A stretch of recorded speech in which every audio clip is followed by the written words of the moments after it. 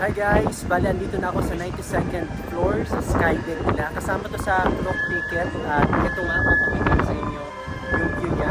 Napakalamig dito sa taas at mayroon nyo nga lumampas ng hangin sa mga bakal para siya ibon na nagsasalita. Di ba? Taas. City lights nila pa.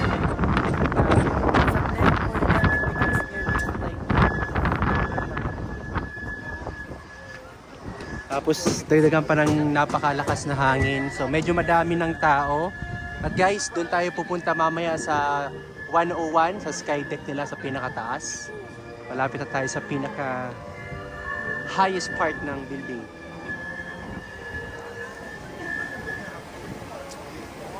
Sa mga pupunta dito guys, again, available ito sa Klook. You can use my discount code Let's Travelton.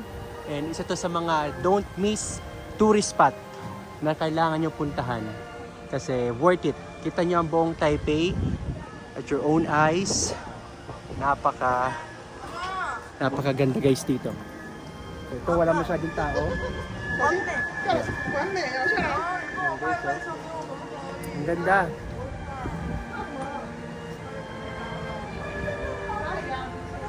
So ayun guys, punta na tayo dun sa taas kasi I'm excited to see para ma-videohan ko.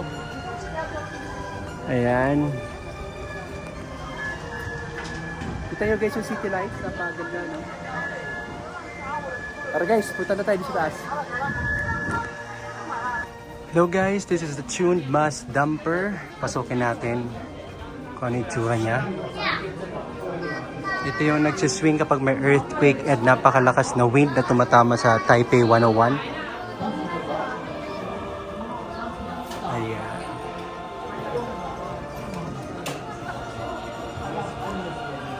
May video guys. May camera kasi ito eh.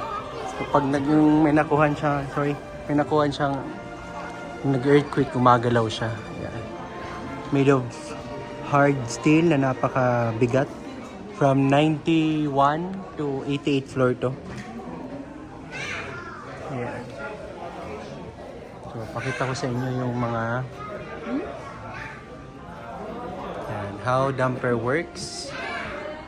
Ayan, basahin nyo na lang yung English. Ayan. Nag-absorb pala siya ng vibration. Ayan, may skyscrapers daw merong ganito.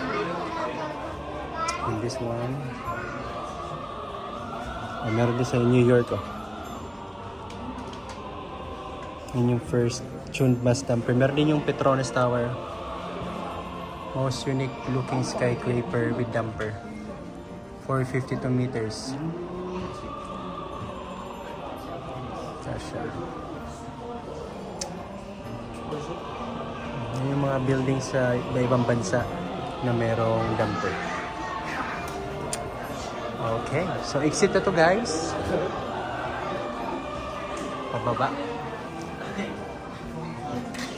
Super big wind dumper. Ayan. Baba tayo guys para makasaya tayo sa elevator going to the 101st floor. I'm so excited. Let's go.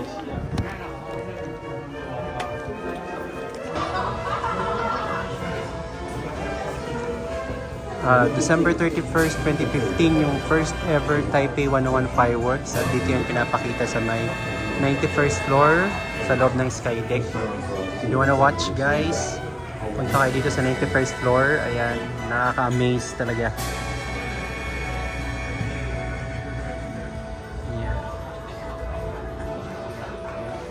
So here's the fireworks display every year.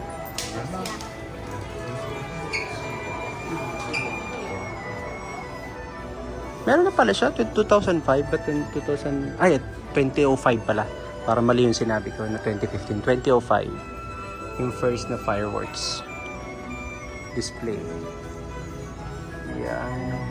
Gaganda, no? Every year, iba-iba yung fireworks team nila, iba-ibang design. Nakakatuwa.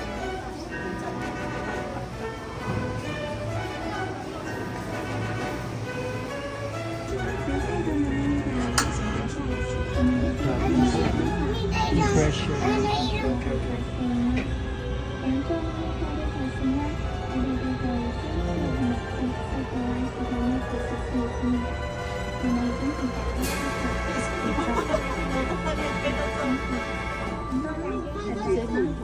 부탁하였습니다.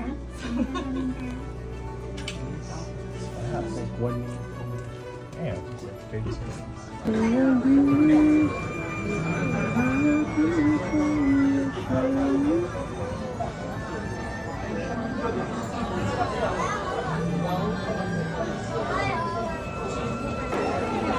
Guys, napanghaba ng pila dito sa Taipei 101 Observatory, kaya malagbo kayo sa clock, agahan nyo mga 1 to 2 hours earlier para hindi mag-lapse yung time nyo at hindi forfeit.